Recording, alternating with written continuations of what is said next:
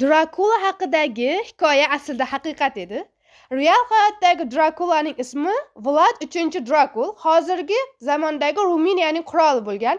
Uning ismidagi Drakul uning otasi Vlad II Drakuldan kelgan bo'lib, Real Vlad Drakula 1431-yilda Ruminiyada tavallud topgan va u 1476-yilda vafot etgan. Va 1897-yil Bram Stoker tomonidan Drakula nomli roman yozilgan va haqiqatdan ham yozuvchi Real Vlad Drakula uchinchidan ilhomlangan holatda bu kitobni yozgan, lekin real hayotdagi Vlad Drakula uchinchi hech qanday vampir bo'lmagan va qon ichmagan. Lekin u o'zining juda ham shafqatsiz jazolari bilan tanilgan edi va unga keyinchalik uning ismidagi Vlad III Drakuldagi Drakul ismi olib tashlab Drakula deb aytila boshladi, ya'ni ajdarning o'g'li.